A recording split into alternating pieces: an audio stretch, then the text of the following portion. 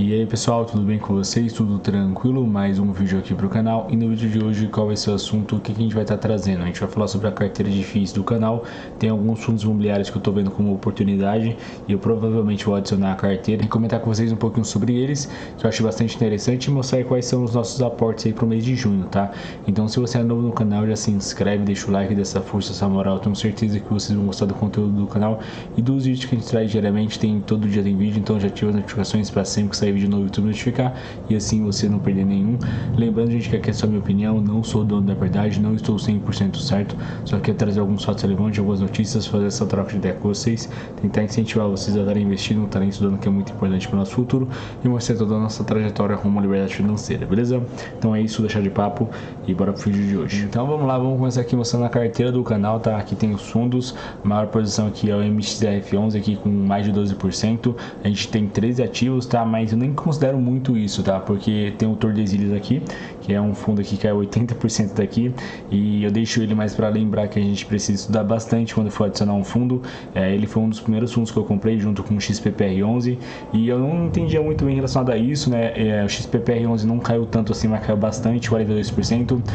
O fundo que sofreu muito relacionado à dívida muito alta e a vacância também muito alta pelo fato de ser lajes corporativas, escritórios, e com o home office que veio bastante forte, acabou sofrendo muito o fundo, tá? Então tá nessa complicação aí.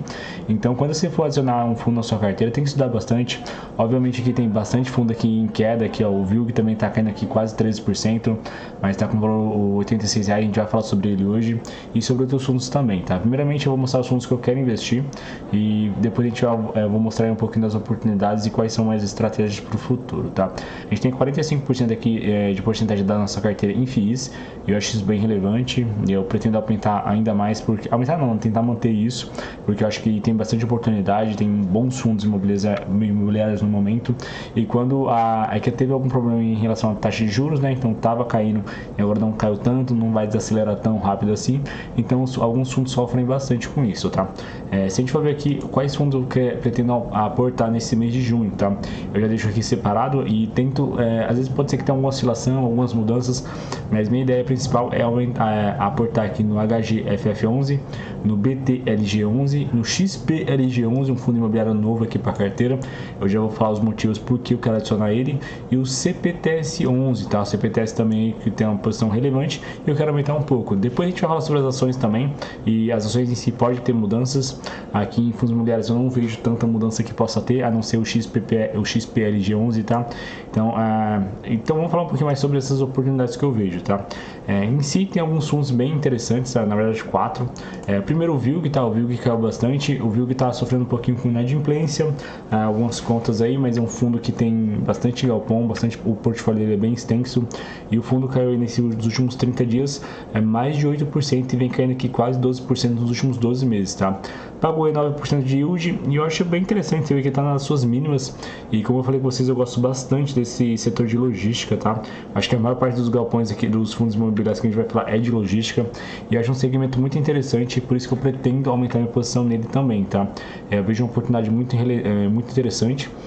Outro fundo aí que a gente pretende aumentar o aporte é no XPLG11, tá?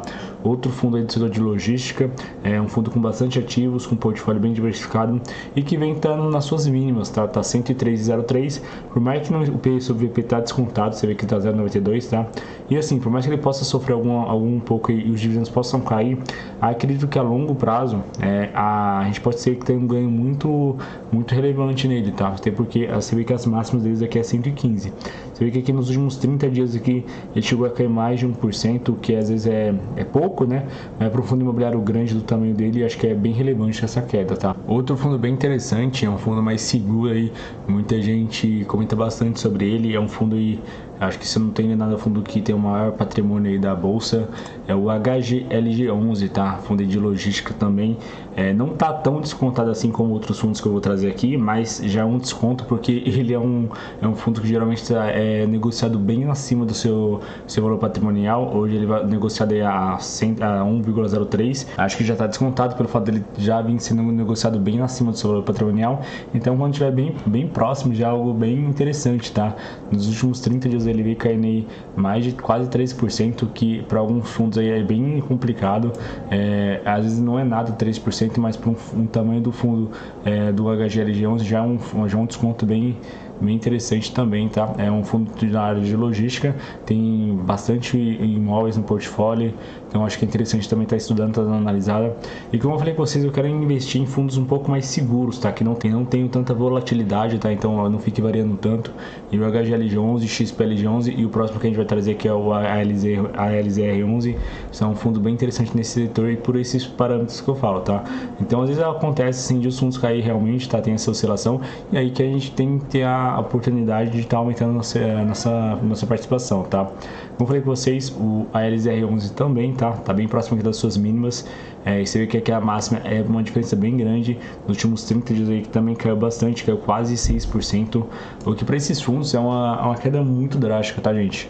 Às vezes você acha, 6% não é nada, mas para o tamanho desses fundos e pelo padrão que eles são negociados, por muita gente querer esses fundos, então a gente acaba sendo negociado bem acima do seu preço VP e você vê que está bem próximo aqui do valor justo. Então acho que é bem interessante essa oportunidade. Obviamente que nenhum desses fundos que eu estou trazendo é recomendação de compra nem de venda, mas acho que é interessante estar estudando, estar dando uma olhada também, tá? Outra coisa que eu queria trazer em relação ao HGLG11, ele vem pagando em R$1,10 aí nos últimos meses, tá? Possivelmente esse dividendo aqui vai recuar para R$1 só, tá, gente? Então acho interessante ver e analisar isso também, tá? E levar em consideração isso. Mas aqui voltando para o LZR11 aqui, outro fundo imobiliário bem interessante, vem pagando aí quase 9%. E como eu falei com vocês, olha a diferença aqui das máximas para as mínimas. Então pode ser que seja oportunidade. Então eu quero trazer primeiramente aí, aumentar minha posição, criar minha posição aqui no XPLG11, aumentar minha posição no VILG aqui pela oportunidade. E eu quero também abrir posição no HGLG11 e no LZR, tá? Então possivelmente eu vou tentar fazer alguma movimentação em relação aí nosso caixa, nossa reserva de oportunidade, para tentar aumentar minha posição aqui ou criar minha posição relacionada a esses fundos e futuramente a gente poder ver o que a gente pode fazer em relacionado a isso, tá? Mas como vocês estão vendo aí, meu patrimônio aqui relacionado aos fundos imobiliários está em 45%, já é uma porcentagem bem relevante, mas assim, como a gente tem pagamentos mensais, a gente vem sempre reaportando os dividendos, eu acho interessante estar aportando nesse período de início, né, que a gente está aí aportando no início, para tentar aumentar a posição e tentar receber o máximo de dividendos possíveis para estar reaportando isso, tá? Mas é sempre interessante trazer esses pontos aí para vocês e também comentar aí com vocês quais são os meus pensamentos e também ver quais são os de vocês para a gente tentar fazer essa troca de ideia, tá? Mas é isso, eu espero que tenham gostado do vídeo, deixa o like, tamo junto, gente, valeu e até a próxima. Fui!